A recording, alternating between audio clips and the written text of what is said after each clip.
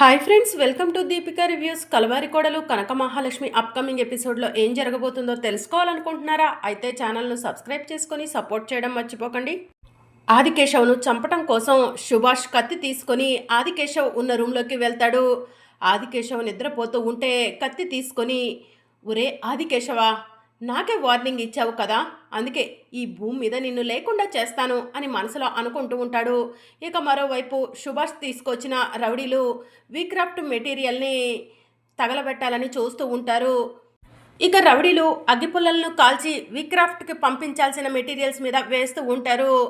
ఎన్ని పుల్లలు వేసినా కూడా మంటలు రావట్లేదేంటన్నా అని పక్కనున్న రౌడీ మరొక రౌడీని అడుగుతూ ఉంటాడు. అదే నాకు కూడా అర్థం కావట్లేదురా, గదేమో చీకటిగా ఉంది, అగ్గిపుల్లలు కాల్చి వేస్తుంటే మెటీరియల్ తగలబడిపోవాలి కదా, తగలబడట్లేదేంటి అని చెప్పి రౌడీలు వాళ్ళల్లో వాళ్లే మాట్లాడుకుంటూ ఉంటారు.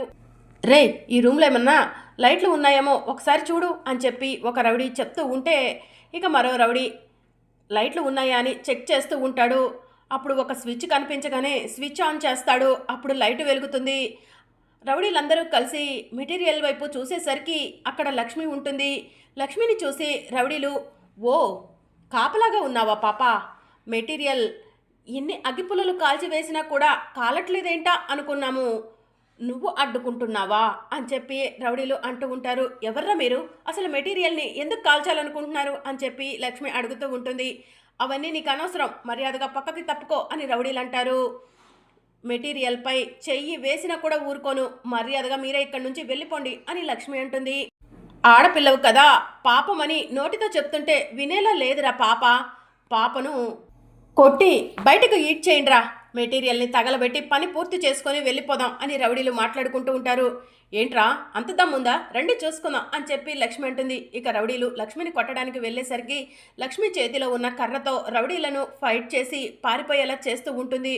అన్నా, ఆ అమ్మాయి ఆడపిల్ల అనుకున్నామే కానీ ఆడపులిలా ఉందన్నా, పదన్నా పారిపోదాం అని చెప్పి రౌడీలు అంటూ ఉంటారు. చేతకని దద్దమ్మల్లారా, ఒక ఆడపిల్లను కొట్టలేకపోయారు, నేను వెళ్ళిద్దని అంతు చూసొస్తాను అని చెప్పి ఒక రౌడీ లక్ష్మి దగ్గరకు వెళ్ళగానే లక్ష్మి ఆ రౌడీని కర్రలతో కొట్టి ఆ రౌడీని కూడా పారిపోయేలా చేస్తుంది. అన్న, ఇప్పటికైనా ఆ అమ్మాయి పవర్ ఏంటో అర్థమైందా, ఇక్కడే ఉండి తన్నులు తింటాం కన్నా పారిపోవటం నయం అని చెప్పి రౌడీలు మాట్లాడుకుంటూ ఉంటారు. ఇక రౌడీలు అక్కడి నుంచి పారిపోతూ ఉంటారు. మరోవైపు సుభాష్ ఆదికేశవ్ను చంపటానికి కత్తిని పైకెత్తుతాడు. ఇక అప్పుడే విహారీ వెనక నుంచి వచ్చి సుభాష్ చేతిని గట్టిగా పట్టుకుంటాడు. ఆదికేశవ అలానే నిద్రపోతూ ఉంటాడు. గౌరీ అనుకోకుండా కళ్ళు తెరిచి చూసేసరికి విహారీ సుభాష్తో గొడవ పడుతూ ఉంటాడు. అది చూసి గౌరీ గట్టిగా అరవబోతూ ఉండగా విహారీ, గట్టిగా అరవకండి, మామయ్య గారు నిద్రపోతున్నారు అని చెప్పి సైగ చేస్తాడు. ఇక దాంతో గౌరీ నోరు మూసుకొని బెడ్ మీద నుంచి లేచి పక్కకు వస్తుంది. ఇక విహారీ సుభాష్ని కొట్టుకుంటూ రూమ్లో నుంచి బయటకు తీసుకొని వస్తాడు. ఎవడ్రా నువ్వు అని సుభాష్ వెనక్కి తిరిగి చూసేసరికి మంకీ క్యాప్లో విహారీ ఉంటాడు. విహారీ మంకీ క్యాప్ పెట్టుకోవడంతో సుభాష్ విహారీని గుర్తుపట్టడు. ఇక సుభాష్ కూడా మొహానికి మాస్క్ వేసుకోవడంతో విహారీ సుభాష్ని కూడా గుర్తుపట్టడు. ఇక విహారీ, ఎవర్రా నువ్వు, ఎందుకురా మా మామయ్యను చంపాలనుకుంటున్నావు అని చెప్పి సుభాష్ని అడుగుతూ ఉంటాడు. ఇదేంటి ఈ గొంతు ఎక్కడో విన్నట్టుందే అని చెప్పి సుభాష్ మనసులో అనుకుంటూ ఉంటాడు. నిన్నేరా అడుగుతుంది, నిజం చెప్పు అని చెప్పి విహారీ అడుగుతూ ఉంటాడు. వీక్రాఫ్ట్కు మెటీరియల్ వెళ్ళటం నాకు ఇష్టం లేదు, ఆ మెటీరియల్ నాకు కావాలి అని చెప్పి విహారీ అంటూ ఉంటాడు. మెటీరియల్ కావాలని అడగటానికి వస్తే ఈ ఆదికేశవ నన్ను అవమానించాడు, నాకే వార్నింగ్ ఇచ్చాడు, అందుకే ఈ ఆదికేశవను చంపాలనుకుంటున్నాను అని చెప్పి సుభాష్ అంటాడు. తప్పు చేస్తుంది కాక మా మామయ్యను చంపాలని చూస్తావా అని చెప్పి విహారీ సుభాష్ని కొడుతూ ఉంటే, ఇక సుభాష్ కూడా ఇక్కడే ఉంటే కనుక నా ప్రాణాలు పోయేలా ఉన్నాయి, ఇక్కడి నుంచి బయటపడాలి ముందు అని చెప్పి విహారీ నుంచి తప్పించుకొని పారిపోతూ ఉంటాడు. ఇక అప్పుడే వీక్రాఫ్ట్ మెటీరియల్ ఉన్న రూమ్లో నుంచి లక్ష్మి బయటికి వస్తూ ఉంటుంది. విహారీ లక్ష్మిని చూసి, లక్ష్మి నువ్వేంటి అటు నుంచి వస్తున్నావు అని చెప్పి అడుగుతూ ఉంటాడు. వీక్రాఫ్ట్కి పంపించాల్సిన మెటీరియల్ సిటీకి వెళ్ళకూడదని కొంతమంది రౌడీలు మెటీరియల్ని తగలబెట్టాలని చూశారు విహారీ గారు, అందుకే వాటిని కాపాడి ఆ రౌడీల్ని తరిమి కొట్టాను అని లక్ష్మి చెప్తూ ఉంటుంది. సూపర్ లక్ష్మి అని చెప్పి విహారీ అంటాడు. అమ్మా నువ్వేంటి పడుకోకుండా బయటకు వచ్చావు, విహారీ గారు మీరేంటి అని చెప్పి లక్ష్మి అడుగుతూ ఉంటుంది. ఆ వీక్రాఫ్ట్కి మెటీరియల్ ఉదయం మీ నాన్న ఎవరో వచ్చి అడిగితే ఇవ్వలేదని చెప్పేసి వాళ్ళు మీ నాన్నను చంపడానికి వచ్చారు లక్ష్మి, వాళ్ళ నుంచి మామయ్య గారిని కాపాడాను, వాణ్ణి తరిమి తరిమి కొట్టాను అని చెప్పి విహారీ చెప్తూ ఉంటాడు. బాబు, నా భర్త ప్రాణాలు కాపాడావు. నా భర్త నిన్ను పంచాయతీలో నిలబెట్టాడు, అందరి ముందు అవమానించాడు, అందరి ముందు శిక్షలు పడేలా చేశాడు. ఆయన కూడా ఆయనపై కోపం పెంచుకోకుండా ఆయన ప్రాణాన్ని కాపాడావు బాబు. నువ్వు చేసిన సహాయం ఎప్పటికీ మర్చిపోను బాబు అని చెప్పి గౌరీ అంటూ ఉంటుంది. అయ్యో, అలా మాట్లాడుతున్నారేంటి? నేను తప్పు చేశాను కాబట్టి మావయ్య నన్ను శిక్షించారు, పంచాయతీలో నిల్లొచ్చోబెట్టారు, అంతేకాని మావయ్య కావాలనైతే చేయలేదు కదా. నేను చేసింది సహాయం అంటారేంటండి అని చెప్పి విహారీ అంటూ ఉంటాడు. ఈ విషయం మావయ్య గారికి చెప్పకండి, కంగారు పడతారు అని చెప్పి విహారీ చెప్తూ ఉంటే సరే బాబు అని చెప్పి గౌరీ అక్కడి నుంచి వెళ్ళిపోతుంది. లక్ష్మి, నువ్వు కూడా వెళ్ళి పడుకో అని విహారీ అంటాడు. సరే విహారీ గారు, మీరు జాగ్రత్త అని చెప్పి లక్ష్మి లోపలికి వెళ్తుంది. అంబికమ్మ మనుషులే వీక్రాఫ్ట్కు మెటీరియల్ వెళ్లకుండా అడ్డుకోవడానికి వచ్చినట్టున్నారు. ఇక ఆ అంబికమ్మ కానీ వాళ్ళ మనుషులు కానీ ఇటువైపు కూడా చూడరు అని చెప్పి లక్ష్మి మనసులో అనుకుంటూ ఉంటుంది. ఇక మరోవైపు గౌరీ ఒంటరిగా కూర్చొని అల్లుడు చాలా మంచివాడు, ఆయన అల్లుడిని అపార్థం చేసుకుంటున్నాడు, తెలుసో తెలియకో తప్పు చేశాడు, చేసిన తప్పుకు క్షమాపణ అడుగుతున్నా కూడా ఆయన అర్థం చేసుకోవట్లేదు అని చెప్పి గౌరీ ఆలోచిస్తూ ఉంటుంది.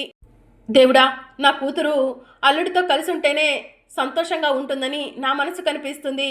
నా కూతురు కూడా అల్లుడు కోసం పరితపించిపోతుంది. వాళ్ళిద్దరిని విడదీయొద్దయ్యా అని చెప్పి గౌరీ మనసులో అనుకుంటూ ఉంటుంది. ఇక మరోవైపు మార్నింగ్ అవుతుంది. గౌరీ కాఫీ తీసుకొచ్చి విహారికి ఇస్తూ ఉంటుంది. ఆదికేశవ అది చూసి, గౌరీ ఏం చేస్తున్నావు నువ్వు, అర్థమవుతుందా? వాడు మన పగవాడు, వాడికి కాఫీ ఇస్తున్నావా అని అడుగుతూ ఉంటాడు. ఏంటయ్యా నువ్వు శత్రువు ఇంటికి వచ్చినా కూడా శత్రువుతో మంచిగా ఉండాలని చెప్పే నువ్వేనా ఈ మాటలు మాట్లాడేది అని గౌరీ అడుగుతూ ఉంటుంది. అది కాదు గౌరీ అని ఆదికేశవ అంటూ ఉంటే, ఇంకేం చెప్పొద్దయ్యా అని చెప్పి గౌరీ విహారికి కాఫీ ఇచ్చి, తాగు బాబు, ఆయన మాటలు పట్టించుకోకు అని చెప్పి అక్కడి నుంచి వెళ్ళిపోతుంది. ఇక ఆదికేశవ్ కూడా కాఫీ తాగి, గౌరీ నేను బజార్ వరకు వెళ్ళొస్తాను, ఈరోజు వీక్రాఫ్ట్కి మెటీరియల్ పంపించాలి, అంతేకాదు పంచాయతీ కూడా ఉంది కదా, పెద్దలతో మాట్లాడొస్తాను అని చెప్పి ఆదికేశవ బయటికి వెళ్తాడు. ఇక గౌరీ కనక మహాలక్ష్మి ఉన్న రూమ్లోకి వెళ్తుంది. కనక మహాలక్ష్మి ఏడుస్తూ ఉంటుంది. గౌరీ అది చూసి విహారీ దగ్గరికి కనక మహాలక్ష్మిని లాక్కొని వస్తుంది. అమ్మ ఆగమ్మ, ఎక్కడికి లాక్కెళ్తున్నావు అని చెప్పి కనక మహాలక్ష్మి అడుగుతూ ఉన్నా కూడా గౌరీ వినిపించుకోకుండా విహారీ దగ్గరికి కనక మహాలక్ష్మిని తీసుకొని వచ్చి, బాబు నువ్వు తప్పు చేశావు కాదనట్లేదు, నువ్వు చేసిన తప్పుకు క్షమాపణ అడుగుతున్నావు, ఇంకా నువ్వు ఎప్పటికీ కూడా అలాంటి తప్పు చేయవని నాకు అర్థమవుతుంది బాబు. నా కూతురు నీతో ఉంటేనే సంతోషంగా ఉంటుంది, నా కూతుర్ని తీసుకొని ఇక్కడి నుంచి వెళ్ళిపో బాబు, ఆయన నిన్ను ఎప్పటికీ క్షమించరు బాబు, ఆయన నీపై కోపంతో పంతంతో పట్టుదలతో ఉన్నారు, తన కూతుర్ని తన దగ్గరే ఉంచుకోవాలన్న మొండి పట్టుదలతో ఉన్నారు. అమ్మాయి నువ్వు ఊరి నుంచి వెళ్ళిపోండి బాబు, కనకం ఇక్కడే నుంచో, నీ లగేజ్ తీసుకొని వస్తాను అని చెప్పి గౌరీ లోపలికి వెళ్ళబోతూ ఉండగా, అత్తయ్య ఒక్క నిమిషం ఆగండి అని చెప్పి విహారీ అంటాడు. ఏంటి బాబు అని గౌరీ అడుగుతూ ఉంటుంది. ఈరోజు నేను మామయ్య గారికి చెప్పకుండా కనకాన్ని తీసుకొని వెళ్ళిపోతాను, కానీ మామయ్య గారి దృష్టిలో నేను ఇంకా పెద్ద తప్పు చేసిన వాడిని అవుతాను. నేను తప్పు చేశాను కాదనట్లేదు, కానీ నేను చేసిన తప్పుకు మామయ్య గారిని క్షమాపణ అడిగాను, నేను మంచివాడినని మామయ్య నమ్మితే కనుక ఖచ్చితంగా కనకాన్ని నాతో పంపిస్తారు. మామయ్య ఎలాంటి నిర్ణయం తీసుకుంటారో తెలుసుకోకుండా మామయ్య మనసును నొప్పించలేమను, నేను కనకాన్ని అలా తీసుకెళ్ళిపోతే కనకం నా కళ్ళ ముందు రోజు ఏడుస్తూ ఉంటుంది, అది చూసి నేను తట్టుకోలేవను అని చెప్పి విహారీ అంటాడు. బాబు ఏంటి బాబు అలా మాట్లాడుతున్నావు అని గౌరీ అంటూ ఉంటుంది. మీ ఇద్దరికి ఇష్టమయ్యి మీరు మనస్ఫూర్తిగా మీ అమ్మాయిని నేను బాగా చూసుకుంటానని నమ్మితేనే కనకాన్ని నాతో పంపిస్తే నేను తీసుకెళ్తాను, లేదంటే ఈ ఊరిలో పనివాడిగా ఇక్కడే ఉండిపోతాను అత్తయ్య గారు అని చెప్పి విహారీ అంటూ ఉంటాడు. విహారీ గారు ఏం మాట్లాడుతున్నారు, మీరు పనివాడిగా ఉండటం ఏంటి, కోట్లకు వారసులు, మిమ్మల్ని ఇలా చూడటమే చాలా బాధగా ఉంది అని చెప్పి లక్ష్మి అంటుంది. అమ్మాయి మాటలు వింటుంటే నువ్వు చాలా గొప్పవాడివని అర్థమవుతుంది, అమ్మాయిని తీసుకొని వెళ్ళి సంతోషంగా ఉండమంటే కాదంటున్నావు, ఆయన ఎలాంటి నిర్ణయం తీసుకుంటారో నాకైతే చాలా భయంగా ఉంది అని చెప్పి గౌరీ ఏడుస్తూ ఉంటుంది.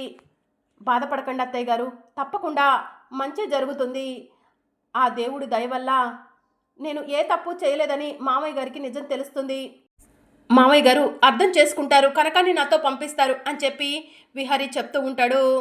సరే బాబు, నీ నమ్మకం గెలవాలని దేవుణ్ణి కోరుకోవడం తప్ప ఏమీ చేయలేవను అని గౌరీ లోపలికి వెళ్తుంది. ఇదంతా కూడా ఆదికేశవ గేటు దగ్గరుండి దూరం నుంచి చూస్తూ ఉంటాడు.